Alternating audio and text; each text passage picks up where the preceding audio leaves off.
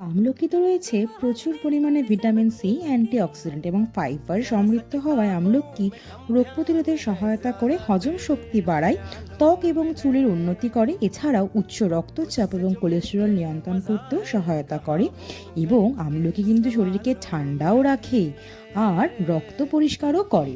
কিন্তু আমরা এই আমলকিটাকে শুধু শুধু খেতে কেউই খুব একটা পছন্দ করি না, কিন্তু এইটাকেই যদি আমরা একটু টেস্টি টেস্টিভাবে বানিয়ে রাখি তাহলে ছোট থেকে বড় বাড়ির সবাই আমরা আঙুল চেটেই খাবো। তো কিছুই না, আমলকির আচার আজকে আমি আপনাদের সাথে শেয়ার করছি। আমলকির আচারটি বানানোর জন্য প্রথমে আমলকিগুলোকে ভালো করে সেদ্ধ করে নিতে হবে। সেদ্ধ হয়ে গেলে কড়াইতে কিছুটা পরিমাণ সর্ষের তেল দিয়ে তার মধ্যে পাঁচফোড়নটাকে আমি ফোড়ন হিসেবে দিয়ে দেবো।